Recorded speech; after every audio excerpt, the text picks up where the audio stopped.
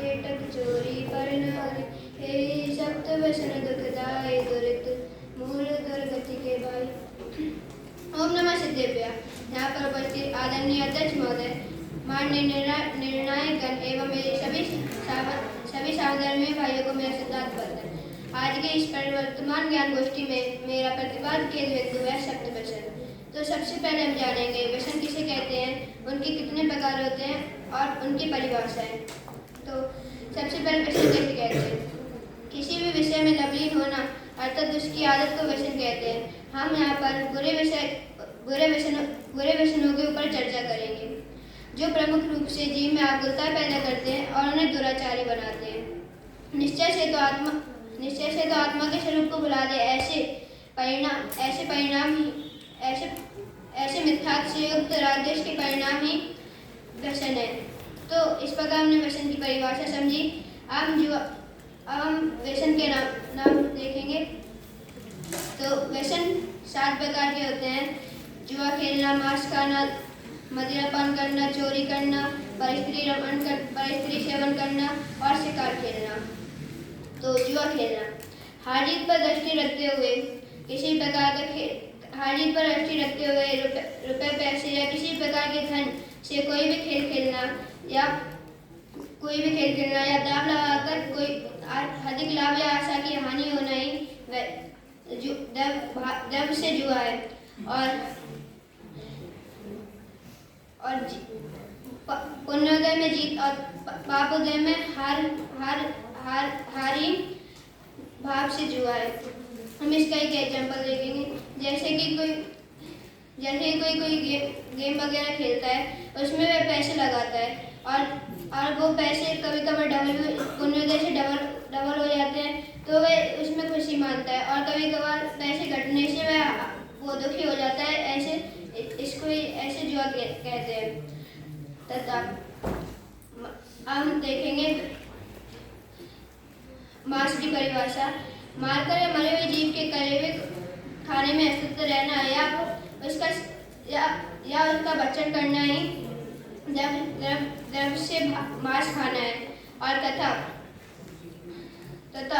शरीर की पुष्टि में अपना हित मानना और शरीर के दुबले होने में अपना हित मानना ही भाव से मांस खाना है। तो जैसे कि कोई किसी का शरीर वो अच्छा है, मोटा है और मोटा है तो वो मानेगा कि मेरा शरीर अच्छा है, मेरा इसमें हित है। और अगर किसी के सभी दोनों पतला है, उसको कोई बीमारी वगैरह हो गई है और तो मानेगा मेरा हित हो गया इससे शरीर का। ऐसे ही मांस खाना समझा। अब हम समझेंगे शिकार खेलना किसे कहते हैं।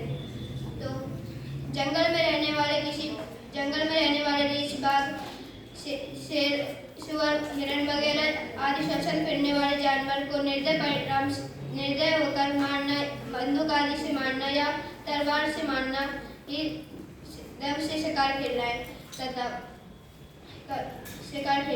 तथा तीव्र रागवश होकर अपने चेतन प्राणों का घात करना ही भाव से शिकार खेलना है। तो कोई शिकारी वगैरह होते हैं, वो जंगल में जाते हैं और वो जानवर वगैरह का शिकार करते हैं, तो इससे जानवर वगैरह होते हैं, उन शिकारों में फंसकर वो उनकी मृत्यु हो जाती है और फिर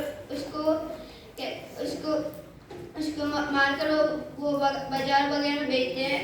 और वही ऐसे शिकार खेलना है। और हम समझेंगे मदिरा पान करना। शराब, भांग, चरस, गांजा आदि नशीली वस्तुओं का ग्रहण करना ही मदिरा पान करना है। और तथा मोह भाव में पड़कर आत्मा के स्वरूप से अनजान रहना ही भाव से मदिरा पान करना है।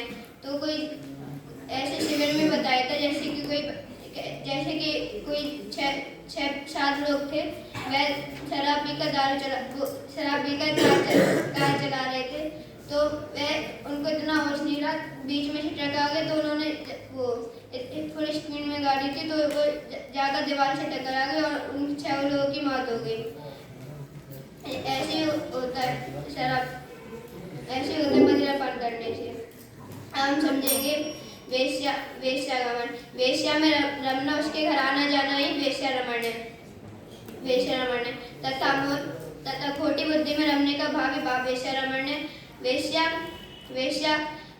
स्वास्थ्य धन तथा इज्जत को नष्ट कर देती है, परंतु मिथ्यामती जो होती है वह तो आत्मा की प्रतिष्ठा को हरकर अनंत काल के लिए निगोद में डाल देती है। और वेश्या की स्त्री होती है, उनके साथ रहना वगैरह ही वेश्यागमन है। इसके बाद परस्त्री रमण। अपनी धर्मानुकूल ब्याही पत्नी को छोड़कर अन्य स्त्रियों के साथ रमण करना ही दव से परस्त्री रमण है। तथा दूसरों की तथा अपनी बुद्धि का तत्व को समझने का यत्न न करके दूसरों की बुद्धि की परख करने में अपने ज्ञान का सदुपयोग करना ही परस्त्री रमण है। जैसे कि कोई अज्ञानी जीव है, कोई ऐसे लोग है, कोई एक आदमी है जो तत्व को समझने की बात नहीं कर रहा है और ऐसा दूसरों के जानने प्रयत्न कर रहा है, जैसे कि इसको कितना आता है, इसमें कितना अच्छा है, ऐसे अपनी बुद्धि का उपयोग कर रहा है उसको जानने में, तो उसको वह परस्त्री रमण है। और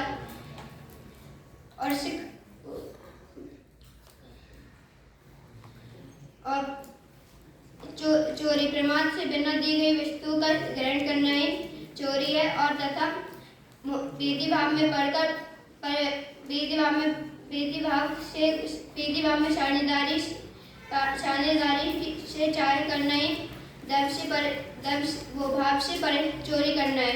जैसे कि कोई एक लड़का था, वह छोटे में स्कूल के भोजनालय से एक चम्मच चुरा कर आया, तो उसकी मम्मी ने यह देखकर उससे कुछ नहीं कहा। जब घर पे आए ऐसे करते करते वह चम्मच से अब दूसरे के घर जाकर जो महंगी आभूषण वगैरह होते हैं वो चुराने लगा। और एक दिन उसको पकड़ लिए गए तो राजा ने उसको फांसी की दंड सुना दिया और उससे अंतिम इच्छा मांगी कि तुम क्या कर, तुम्हारी अंतिम इच्छा क्या है। तो उसने बोला, मैं एक बार अपनी माँ से मिलना चाहूँगा।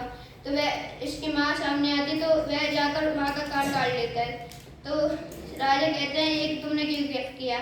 तो लड़का होता है, वह कहता है कि मैं जब छोटा था तब मैं स्कूल से चम्मच चुरा कर आया था भोजनालय से, तो उन्होंने तब मेरे को समझा दिया होता तो ऐसे तब नहीं होता, तो इसको फांसी हो जाती। इसी प्रकार मेरा विषय अंत में मैं इतना ही कहना चाहूँगा कि हम सब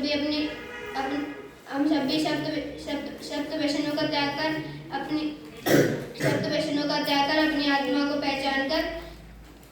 आत्मा को पहचान कर सिद्ध पद को प्राप्त करें। इसी के साथ मैं विराम देता हूँ।